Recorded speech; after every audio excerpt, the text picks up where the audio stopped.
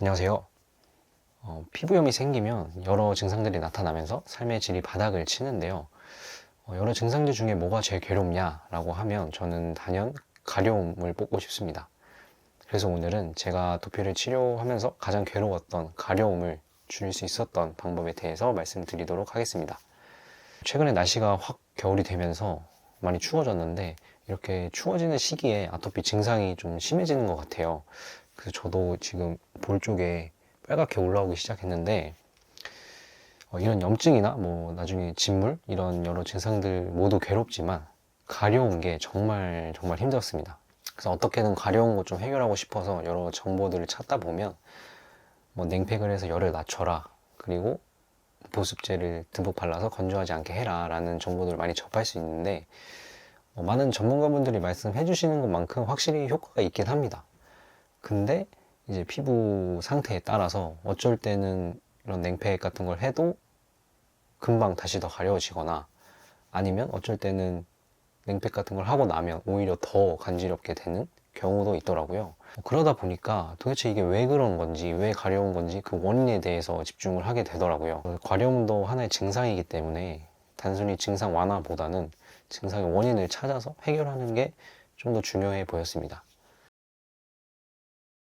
그래서 우선 먼저 많은 전문가분들께서 말씀하시는 가려움의 원인은 바로 열인데요. 우리 피부에 뜨거움을 좀 느끼는 온도 수용체가 활성화되면 이제 가려움이 발생하는 거였습니다. 몸에 열이 나는 건 당연한 어떻게 보면 자연스러운 현상인데, 정상 피부에서는 그 열이 정상적으로 배출이 되지만 피부염이 있는 상태에서는 열 배출이 되지 않고 계속 쌓이기 때문에 그게 가려움이란 증상으로 나타나는 거였는데요.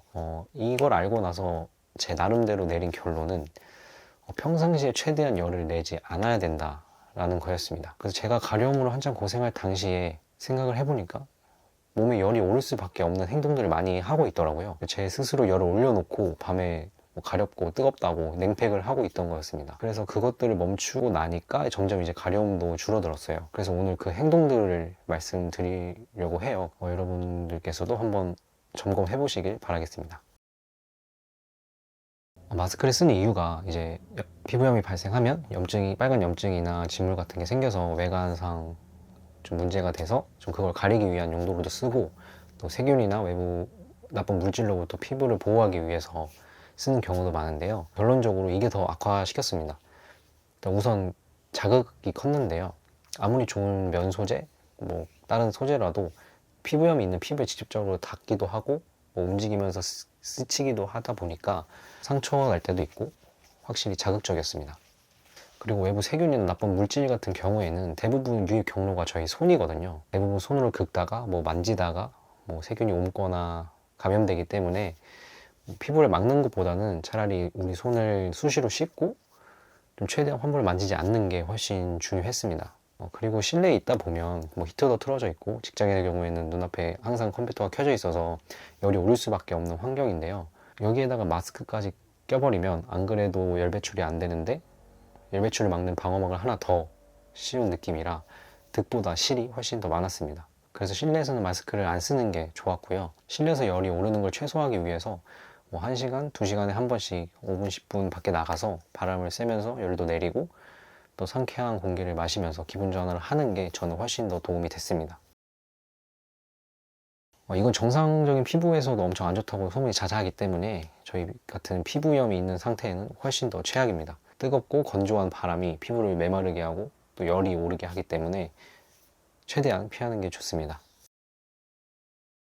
아토피 때문에 항상 잠을 잘 못 자니까 항상 피곤했어요. 그래서 밤에 조금이라도 좀 잘 자보고 싶어서 뜨거운 물로 좀 몸을 노곤노곤하게 만들고 싶었고, 또 가려운 곳에 뜨거운 물로 좀 쏘면 좀 일시적으로 가려움도 줄고 좀 긁을 때와 비슷한 쾌감을 느낄 수 있어서 나도 모르게 좀 수도꼭지를 왼쪽으로 돌리는 경우가 있었는데, 당장 할 때는 의도대로 좀 몸도 노곤노곤해지고 뭐 가려움도 줄고 해서 더 잘 잘 수 있을 것 같았지만 결국에는 몸이 열이 계속 올라서 그날 밤에도 역시 더 가렵고 더 괴로웠습니다. 샤워는 역시 미지근한 물로 최대한 빨리 끝내는 게 중요한 것 같습니다. 이게 진짜 저의 최악의 습관이었어요. 앞서 말한 히터랑 좀 비슷한 개념인데 히터를 틀어놓은 차 안에서 하루 종일 자는 거였습니다. 저는 추위를 잘 타는 편이라 좀 아까 말씀드린 대로 아토피 때문에 잠이 항상 부족하니까 조금이라도 더 잘 자보려고 좀 수면의 질을 높이고 싶어서 사용을 했는데요. 근데 뜨거운 장판이 몸에 직접 닿으니까 자극적이었고 엄청 뜨겁게 고온의 열이 올랐고요. 특히 건조함이 엄청 심했습니다. 그 당시에는 이게 피부염을 악화시킨다는 걸 모르고 그냥 피부가 안 좋아지는구나, 자연스럽게 피부염이 악화되는구나 라고만 생각을 했었어요. 그런데 이 전기장판이 문제라는 걸 알고 나서 좀 안 쓰려고 했는데 또 안 쓰자니 밤에 방이 추우니까 잠도 잘 안 오고 또 추워서 방에 감기 걸리면 어쩌나 라는 걱정이 들기도 했고요. 그렇다고 해서 보일러를 틀자니 건조함이 엄청 심한 건 똑같고 난방비도 많이 들고 좀 다른 게 필요했습니다. 그래서 요번 환절기에는 다른 대체제를 찾아서 지금 한 달 넘게 사용하고 있는데 그게 정말 지금 야무지게 잘 쓰고 있어서 한번 말씀을 드려보려고 해요. 이미 다들 잘 알고 계신 걸 수도 있는데 바로 침대 텐트입니다.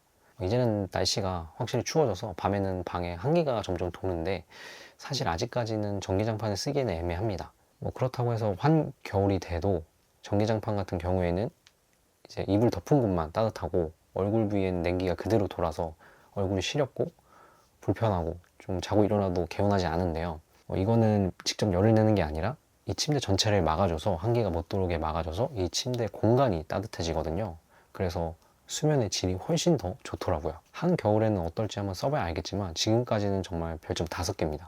저희 어머니도 추위를 많이 타시는 편이라 저 똑같은 걸 선물해 드렸는데 전기장판을 쓰면 건조하고 붓기도 하고 안 좋았는데 이거는 더 좋다고 전체적으로 따뜻해지니까 잠도 더 잘 오고 또 난방비도 아낄 수 있다면서 되게 좋아하십니다. 그래서 여러분들도 밤에 혹시 한기 때문에 잠을 잘 때 불편하신 분들은 이걸 한번 써보시는 걸 추천드립니다.